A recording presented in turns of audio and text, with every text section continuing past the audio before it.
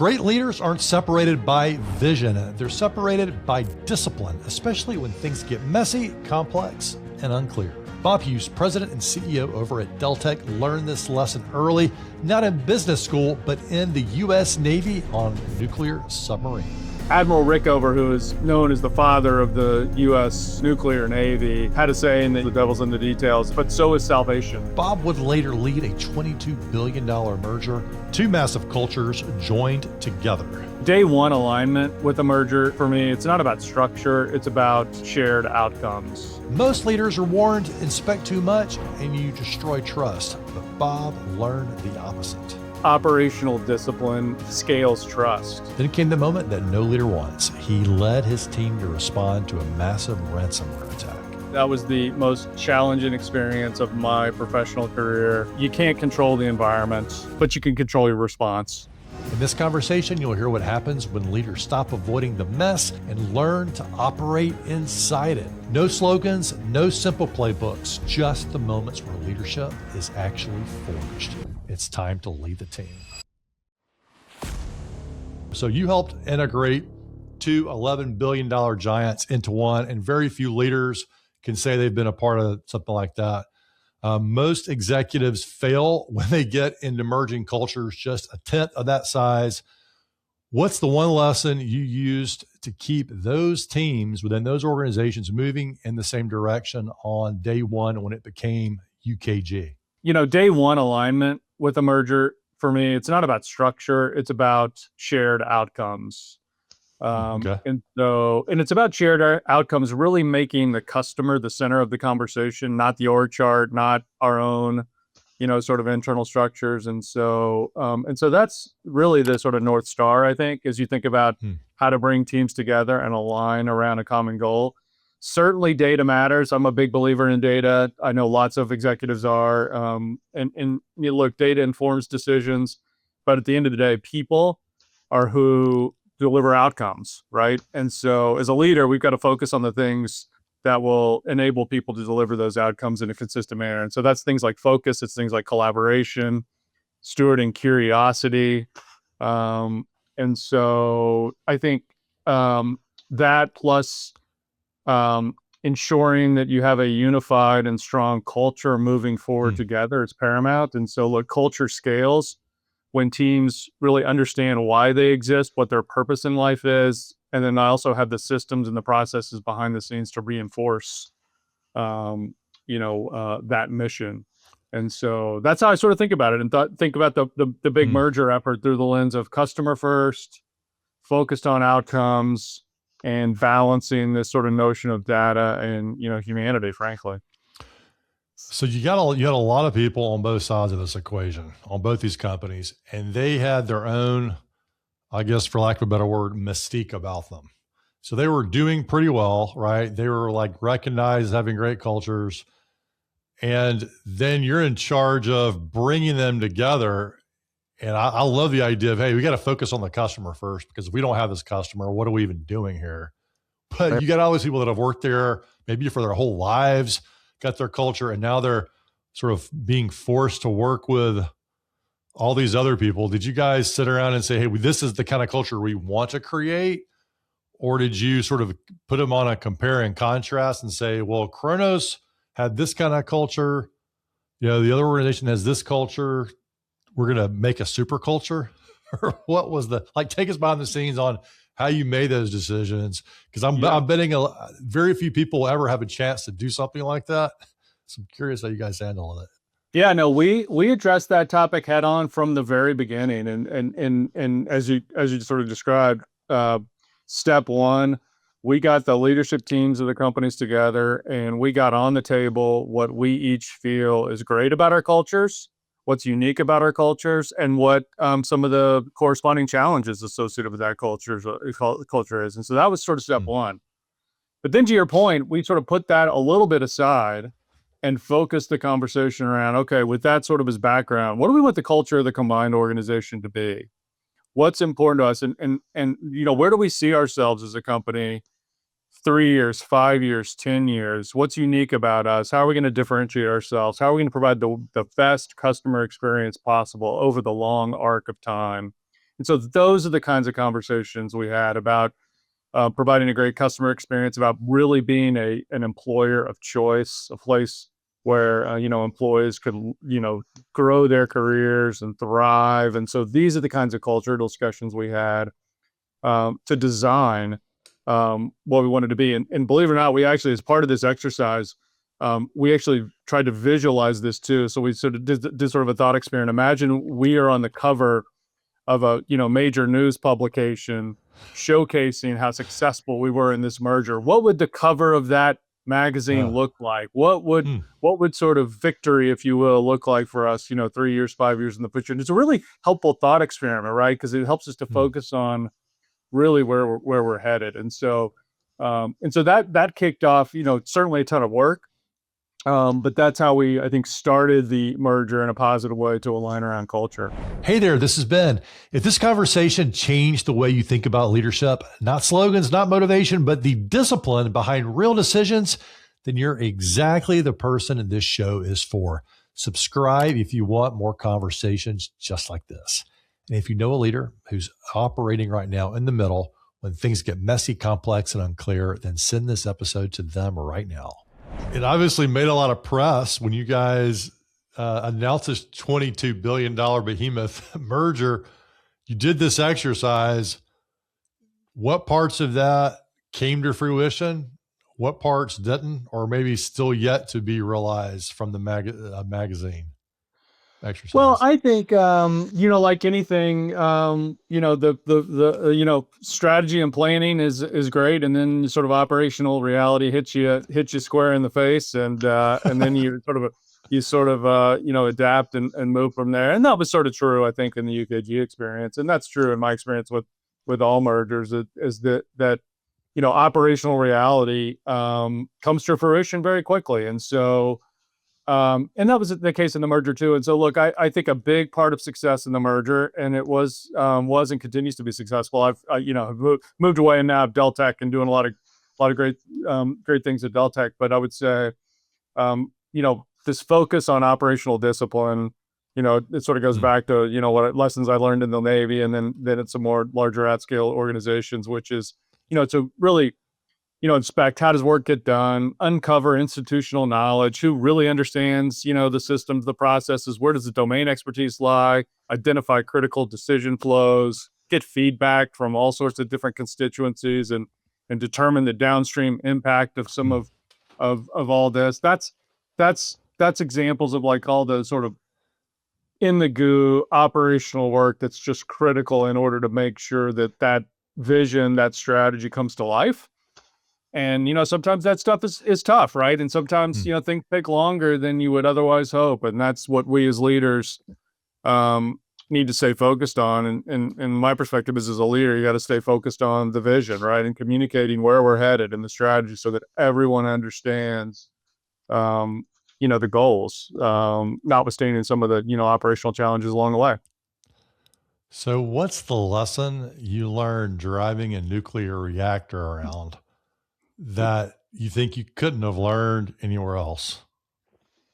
Yeah, look, it was a super fun experience. What I loved about it is at a young age, I had the privilege of having a lot of responsibility and working in sort of a high stress environment. And honestly, I think a lot of that does translate well into sort of corporate life. And a few things that I learned. Look, every role is important. Certainly when you're working on a submarine, every role is critical. It's, in many ways, it's us versus the operating environment, which is extremely dangerous. And so every role has transferable principles. Titles change, people may be different, but the mission doesn't change. On a submarine, there's zero margin for error, right? And so it's like 100% dependency on the team. And the team has to operate effectively together, has to be, proverbial rowing in the same direction. And so that creates a mission first mindset, trust over ego, collaboration is survival. And I think a lot of those characteristics, are very transferable to working in a place, like Deltek, working in the corporate environment. Leadership, it's about aligning people, right? It's not controlling them. It's helping them see around corners, anticipate what might be coming, help guide better decision making, help reducing friction under pressure. And so that's, I think, a lot of those mindset principles that I learned in the Navy are how we operate at Deltek and how we build, intelligence systems that support our customers. And our customers are people doing really high stakes, stressful, important work. And so I think it's a really good parallel.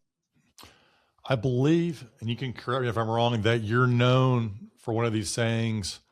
I believe it's, you get what you inspect, not what you expect, or something along those lines.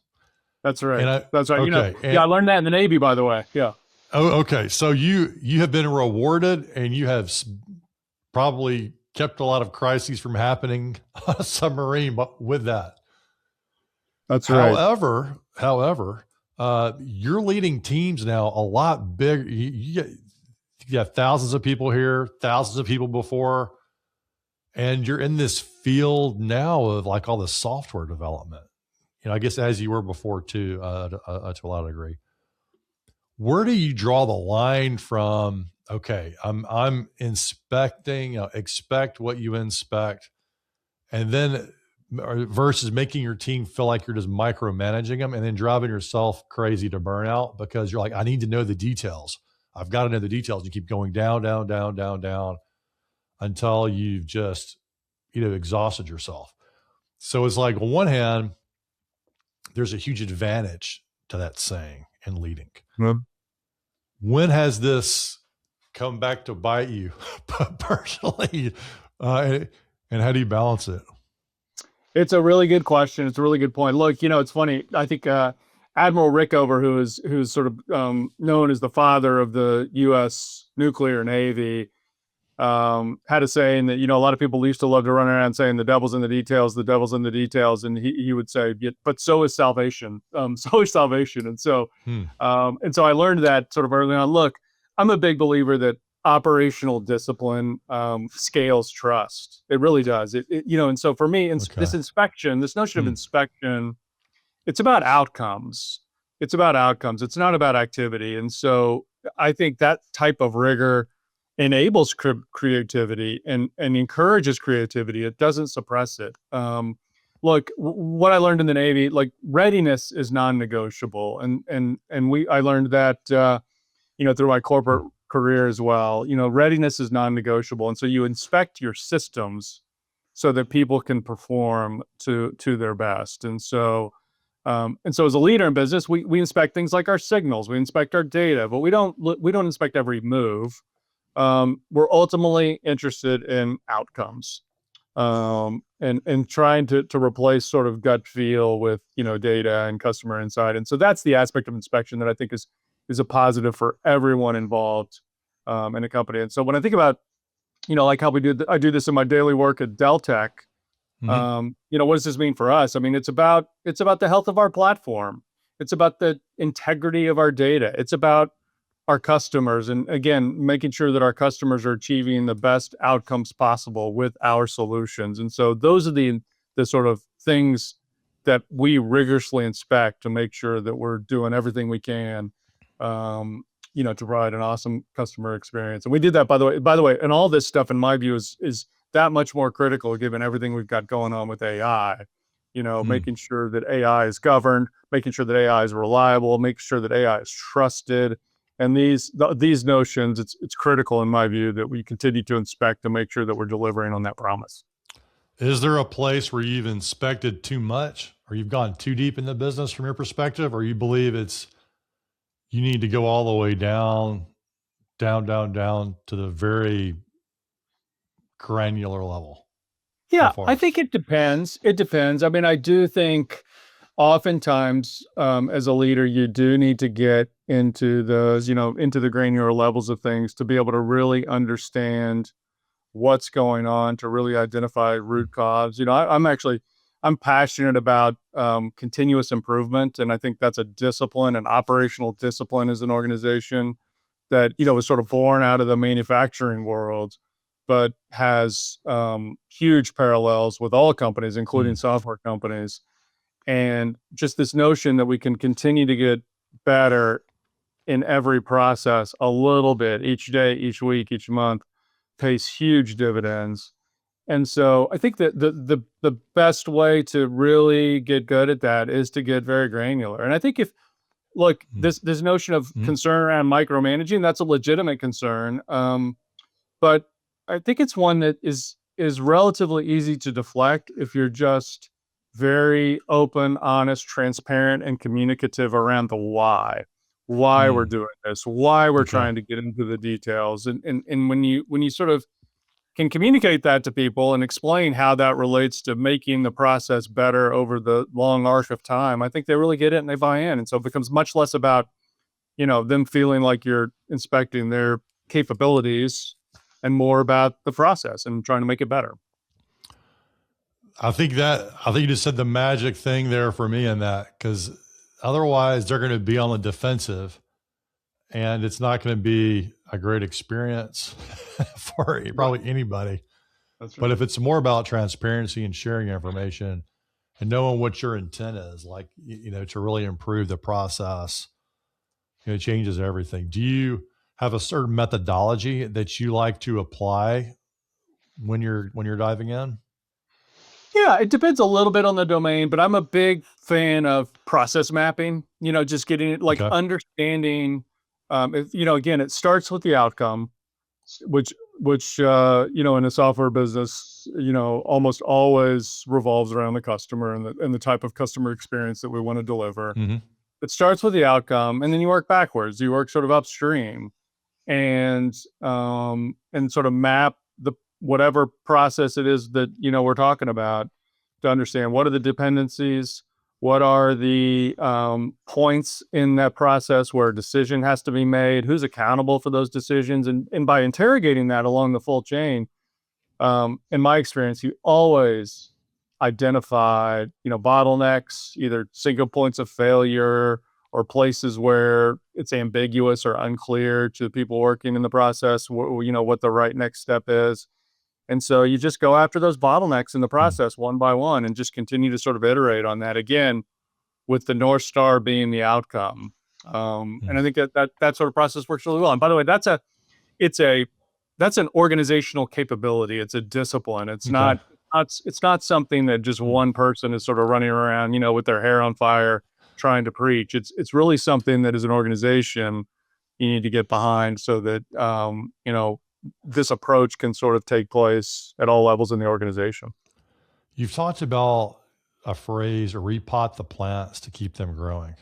Curious, how do you apply that within Deltek? And if you had to apply that to yourself today, where you repot yourself as an amateur to accelerate your learning, where would you do it?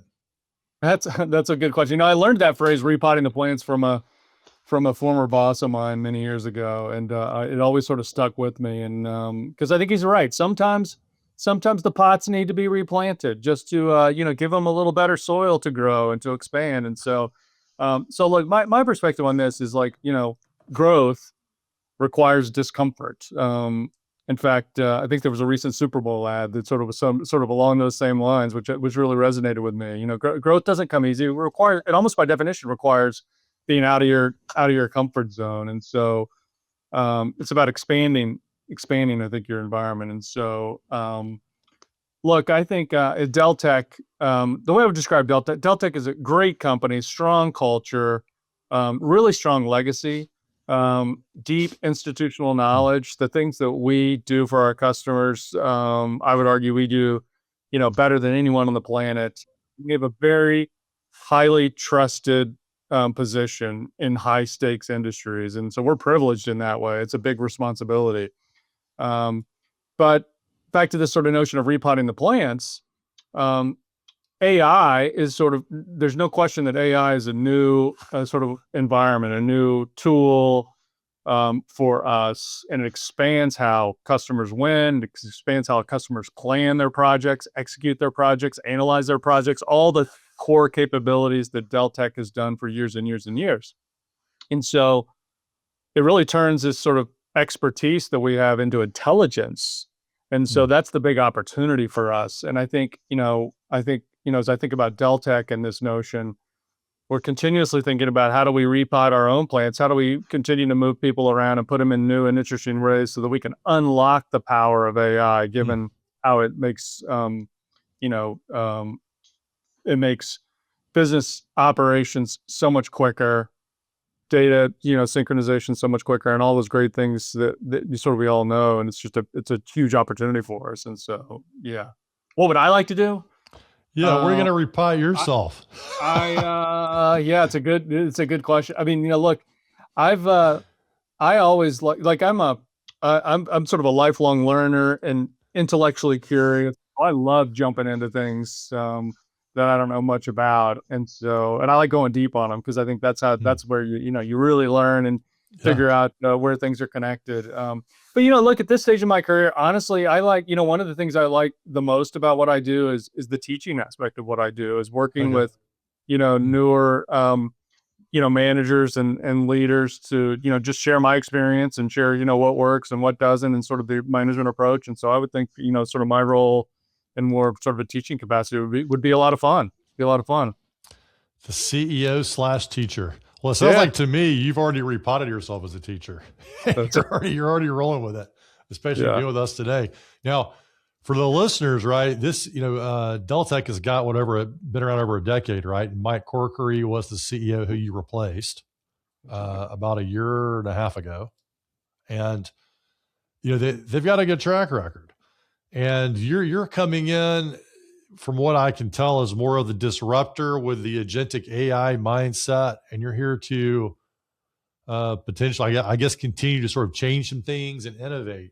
How do you think about being a disruptor in a company that prides itself on being, I guess, quote, the system of record? And so for our listeners, right, you guys provide tons of AI software related services, SaaS services, to companies that provide serious infrastructure for government. So there's really I guess you're not driving around nuclear stuff anymore, but it's still it's, it's still very tight in terms of any mistakes and things like that. So how are you balance the innovation with the responsibility to keep things steady?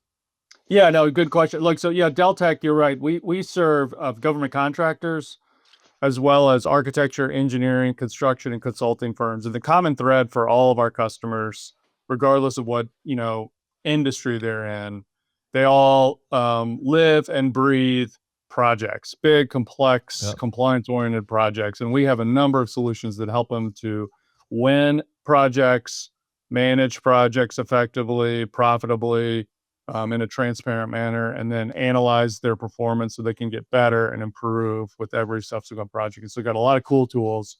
Our customers are doing some of the most complex things in the world, whether it's building, satellites, building bridges, designing cities. Our customers are doing some really, really cool things, truly transforming the world. And so we're Hmm. honored to support them in that endeavor. And yeah, Deltek's actually, I think, 40-year-old company. And Or so 40s. I, Okay. yeah, so It's been a has a lot lot. longer than a decade then. Okay. Yeah, so has a lot of deep domain expertise. But you're Yeah. absolutely right. My predecessor did a phenomenal job leading the ship at Deltek, and so I sort of stepped into some big shoes. But I stepped in at a really interesting time for enterprise software, and that's what really attracted me to this opportunity. Sort of the combination of such a well respected, trusted, important, critical set of solutions that Deltek brings to our customers, coupled Mhm. with this transformative um, innovation engine in the form of AI that not only can improve how we operate as an organization on behalf of our customers, but also can dramatically change the types of products that we're delivering to the market, and help and gives us a unique opportunity, given that trust that we have with those customers, to help lead them into the Hmm. AI era. And so that's super, super cool from my perspective, and what um, really attracted me to this opportunity. And so, What so that I what's think your about, philosophy on that, Bob? When you say, like, because a lot of people might thinking, well, man, if you were just in the private sector working with private organizations, you could run a lot faster and disrupt a lot more. And yet the government is giant. They need more innovation than anybody, right? To kind of keep up with the threats and the risk out there. That's So right.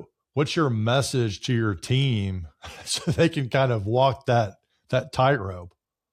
Yeah, look, I think that's what's so cool about the opportunity for us is because we have this look, given our 40-year history, given all of our domain expertise, we are fortunate to have a trusted relationship with our customers, many of which have been with us for decades. And Hmm. so I think we have a unique opportunity to help our customers transform with AI. And so I think that for me, um, trust is a critical component of AI and is something that is a big differentiator for Deltek versus, what some other companies are out there doing with AI. And again, I think Hmm. it's incumbent upon us to provide the leadership in order for our customers to um, utilize and to drive success in their businesses with AI in a manner where there's a human in the loop, where they are um, staying compliant with important rules and regulations as it relates to their business, given the nature of what our customers do. And so I view it as a big positive for us. This notion that our customers are trying to balance compliance, the mission critical nature of what they do with this great new technology. It's a really fun place to be. Yeah. Well, it sounds like Deltek's rocking it. So good work on that. Keep up the good work. There are a few areas of your history that I also want to ask more questions about because man, you have got quite a career. Number one of the things is your M&A experience is wild. I mean, you have done a lot of deals. You got a bigger reputation as a deal maker. Beyond like the basic spreadsheet stuff, when you're looking at like I'm thinking about other leaders out there who maybe they haven't been involved in the magnitude of deals that you've been in and done. What are some of the lessons you've learned about like general M&A of like the pros and cons of doing it? What leaders should be thinking about, what kind of questions they should be asking themselves. Sure. No, look, it's funny. You're right. I've done a ton of M&A in my career, but I actually think for me it starts with strategy and what I view M&A as it's a tool in the toolbox to affect your corporate strategy, but it's not the only tool in the toolbox. And as a leader, as a software organization, I actually usually start the bidding at why can't we build this ourselves? Because Okay. that's look, Hmm. we're in the culture of innovating and building things and collaborating with our customers. And think about a company like Deltek, again, back to our 40-year history, deep domain expertise. When it comes to a new idea, a new opportunity, you would hope that our team has one of the best perspectives around what's needed in terms of building new software. And so that's honestly where sort of mentally I start. Now that said, there's lots of great companies out there that are doing some really interesting things. And so as a leader, the interesting thing Hmm. to think through is how could sort of a new technology or new team um, bring another type of innovation and growth for us as an organization that's maybe complementary to what we do. And so that's sort of one dimension, is sort of the strategic element of it. But two, Hmm. it's a little bit of a truism, but it's so true. I've learned it's all about people. Look, we work in software with bits and bytes. We're not selling widgets. We're not acquiring hard assets. At the end of the day, we're an organization comprised of people. Um, Hmm. and so when I think about Yeah. acquisition, a huge part of it for me, and I've seen success and I've seen failure along the way, and it comes back to culture, comes out to culture and people. And because software business is, the big asset is people. If Hmm. you buy a company and everybody walks out the door, that's in my experience, not a recipe for success. And so I think an important thing for leaders to think about as Hmm. they're contemplating M&A is starting with this cultural question. Will that work? Hmm. Will 1 + 1 equal 3 from a culture standpoint? Not always easy, by the way, but super important. Wow. Uh, can you share with us one of the coolest deals that you've been a part of, or like a cool moment from a deal making thing that you were involved in and a Yeah. twist or turn or something along the lines?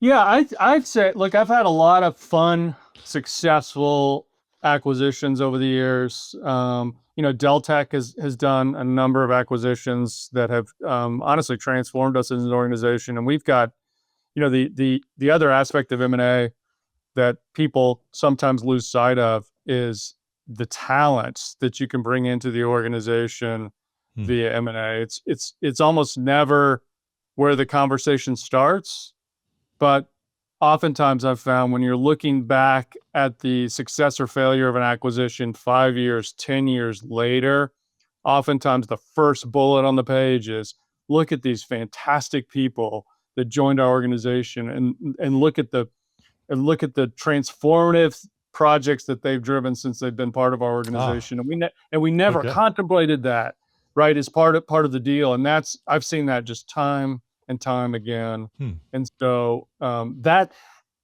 notion like excites me more than anything. And it's what I call these sort of ancillary benefits of doing M&A. Sometimes you get some sort of cool technology that you weren't expecting, but oftentimes, again, back to where people businesses were dependent on our culture. It's a lot of these people. And so when I think of Deltek, some of my senior leadership team is joined by acquisition many years ago, right? And it's just, you think, wow, we think, Hmm. we're just so much of a better organization because of that. And that wasn't on anybody's sort of playbook, Yeah. right? And so that's a big part of it Well, too. I like that a lot. I think it may turn some heads for leaders to hear that, because a lot of times when the acquisition starts, it's like, okay, how can we make them more like us? How can we make them think like us and use our systems, and versus harnessing like, wait, they're gonna fuse something totally different. We need to be thinking about how do we harness the new, not make them, just like us immediately. So Yeah, it's absolutely. I hate to, uh, you always hate to generalize, but in my experience, one of my sort of my um, radar goes off when I hear that a integration plan for a prospective company that we're going to acquire involves us like splitting it up and like spreading out the resources across the big bureaucratic functions of a company. That's a big risk, right? We as a general rule, like at Deltek, we don't absorb teams into some bureaucracy or overwrite what made them special. We try to accelerate the hmm, culture, not flatten it. And so we spend a lot of time up front identifying what's unique about the company, what made them win, what's cool about their culture, and then we work hard not to disrupt that, because that's a big part of the secret sauce, right, of what made hmm. that company successful. And you certainly don't want to break that out of the gate. Yeah, it really redefines what a successful acquisition and merger looks like. It's because if you Absolutely. just do the bottom line focus on day one, you'll be missing out a lot of the possibilities on the cultural side, which could take some more time to emerge, man. Really, really 100%. good. Now, 100%. another question out of your background was when you back in the Chronos days, you got to enjoy a giant cyber attack, cyber cyberware ransom attack, and this is becoming more and more commonplace these days. Uh, and I believe you were really in deep trying to address that. How did you address it? Like, what was that like? And what did you call on during that time to really help you navigate that challenge as a leader? Yeah, enjoy is a fun word that you use there. Yeah, That yeah. was, yeah, I would say unequivocally that was the most challenging experience of my professional career. Oh my goodness, I don't want to repeat that, but learned a tremendous amount through it. Look, it in many ways took me back to my submarine training, when the things you train for when things go bad. And so I felt along that path in many ways like I was operating in that kind of environment. And that, Hmm. look, as a leader, managing through that type of horrible event, for me, it's all about it's about focus before emotion. It's about putting people first and systems second, and about driving towards stability Hmm. rather than focusing on speed and being sort of frenetic and it's about, and that's what I learned back to my Navy training, right? Just being focused on risk awareness, calm decision making in an uncertain environment, assessing, stabilizing, and then taking action. And look, so the biggest lesson for me in that ransomware attack is like number one, you can't control the environment, but you can control your response. And so that's what we as a team talked a lot about through that endeavor. And so, how that showed up in the moment, it's things like, accept reality very quickly, protect people, extend trust, communicate clearly, even when, we don't have answers.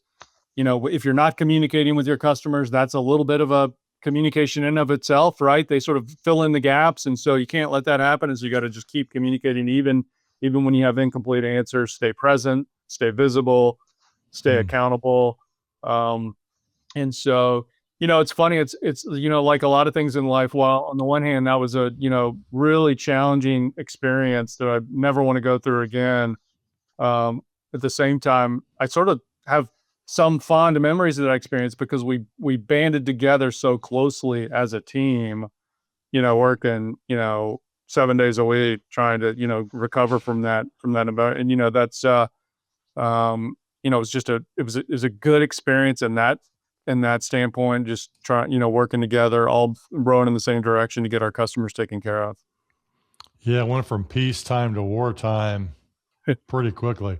And Absolutely. it is interesting. It's like it really, when you have those moments, I've read and I hear about it. I mean, the teams naturally align. Executives spend so much time trying to align their team, but when there's a really nasty event, the team just gets behind it usually. And yeah, there's a level of focus. How long did you have to have that wartime mindset during that, and how were you able to sustain it? Yeah, look, it went on for a few months, and even once you get sort of customers back up and running, there's still, as there often is, there's a lot of things to clean up and a lot of root cause analysis and lesson learned and systems to improve, and so it went on for a good number of months. Mm. And look, how did we get through? We honestly we got through it together. I think we as a leadership team, I made sure that my team was spending a lot of time together, talking every day, multiple times a day, just to sync up in terms of what's working, what's not working, concerns that people have. Mm-hmm. Look, for me, as a leader, um, you don't have to have all the answers, but you need trust. I mean, you mentioned the team sort of pulling together in wartime to march together, but I think the necessary ingredient for that to happen is trust. And so part of my job through that process, um, in terms of continuing to instill trust, was being present and being communicative. And silence creates fear, right? It creates fear with Mm. our team. It creates fear with our customers. I also certainly didn't have all the answers, nor did I pretend to, either with our customers or our team. I think overconfidence destroys credibility, right? But Mm. honesty builds trust. Even Yeah. even even in a world where the outcome's uncertainty, honesty builds trust. And so that transparency is critical. And look, again, it's not about certainty; it's about intent. It's about progress. It's about presence. And I think Yeah. those are the characteristics that I think helped us as a team really stay together and focused. And I was just really not well, again, never want to go through that again. I was really proud of how the team sort of worked through all that complexity. Yeah, it's so funny. It's like a lot of times, like you say, we were under attack, but we had to do is we had to be more present. We had to communicate more than ever, not less. We had to go above and beyond to be out front, and it's a good lesson. you got to lead from the front in those moments, and you guys did and got through it successfully. So tip of the hat. And wow, what an experience. I'll sort of land the plane on this, or land the sub, or dock the sub. What is one Navy habit you still can't shake, even in the boardroom? Oh, that's a good one. I still am very prompt. I show up I want to say on time, but if I'm honest, I show up a little early. I start meetings on time. That's just a very like innate sort of thing that I learned in the Navy is, Hmm. if you're not a little bit early, turns out you're late. So Oh, yes. I've heard that before. If you're not on time, you're late. yeah, yeah. Trying to In talk to fact, my I daughter sometimes about have that. to remind myself. I have to like relax a little. Like if I'm going to a customer meeting or something, I have to tell myself, the whole, not all the world operates on that sort of clock. It's just sometimes I have to sort of I relax a was little. dropping my 15-year-old off, or she's 14, soon to be 15, off at one of her high school dances, and we were on time. And she and her friends were like, "Oh my gosh, we're on time. We might be the only ones."